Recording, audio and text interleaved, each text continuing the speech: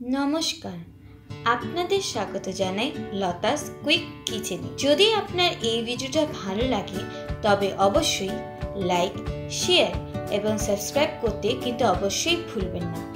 এবং দেখবেন স্ক্রিনের নিচে একটা বেল আইকন আছে, সেটাকেও ক্লিক করতে কিন্তু ভুলবেন না, কারণ বেল আইকনটা ক্লিক করলে আপনি আমার নতুন নতুন রান্নার রেসিপিগুলো তাড়াতাড়ি আপনি পেয়ে যাবেন।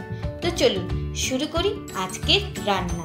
আজকে আমরা বানাবো সয়াবিনের পোলাও। সয়াবিনের পোলাও বানানোর জন্য আমাদের সবার প্রথমে লাগছে চাল। আমি এখানে বাসমতি চাল নিয়েছি, সেটাকে আমি ভালো করে সিদ্ধ করে নেব। মনে রাখবেন একদম 80% কুক করে নিতে হবে, পুরোপুরি কুক করব না।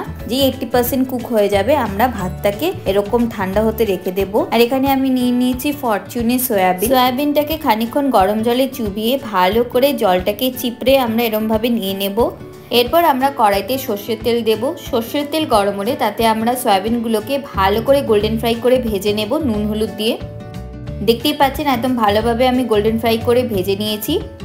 এবার আমরা একটা প্লেটের মধ্যে তুলে নেব।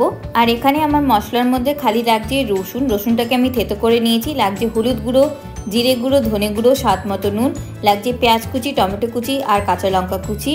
এবার সর্বপ্রথমে আমি কড়াইতে সাদা তেল দেব, তার মধ্যে গোটা গরম মশলা আর কাজু বাদাম আমি দিয়ে দিলাম। আর কেটে রাখা পেঁয়াজ, কাঁচা লঙ্কা, টমেটোগুলোকে দিয়ে ভালো করে নাড়াচাড়া করব। যে দেখবেন পেঁয়াজের কাঁচা ভাবটা চলে গেছে, তার মধ্যে আমরা থেতো করে রাখা রসুন আর তার সাথে দিচ্ছি স্বাদ মতো নুন, লঙ্কার গুঁড়ো, জিরে গুঁড়ো, ধনে গুঁড়ো আর সামান্য একটু মিষ্টি দিয়ে ভালোভাবে মশলাটাকে কষাবো। এবার আমি তার মধ্যে দিয়ে দেবো কড়াইশুঁটি আর দিচ্ছি স্বাদ মতো মিষ্টি দিয়ে আবার ভালোভাবে নাড়াচাড়া করব। এবার আমি ভেজে রাখা সয়াবিনগুলোকে দিয়ে আবার ভালোভাবে নাড়াচাড়া করব। মনে রাখবেন একদম ভালোভাবে মশলাটাকে কষাতে হবে। দেখতেই পাচ্ছেন মশলাটা কষানো হয়ে গেছে, তার মধ্যে আমি দিয়ে দিচ্ছি গরম মশলার গুঁড়ো।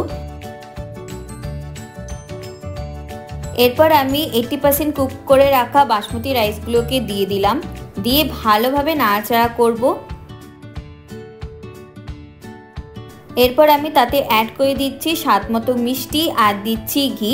মিষ্টিটা কিন্তু আপনাদের পছন্দ মতন, যেরকম মিষ্টি পছন্দ করেন সেরকম আন্দাজ মতন আপনারা দেবেন। দিয়ে ভালোভাবে নাড়াচাড়া করব। মনে রাখবেন বেশিক্ষণ কিন্তু নাড়াচাড়া করবেন না ভাতটা দেওয়ার পর, নাহলে ভাতগুলো ভেঙে যাবে।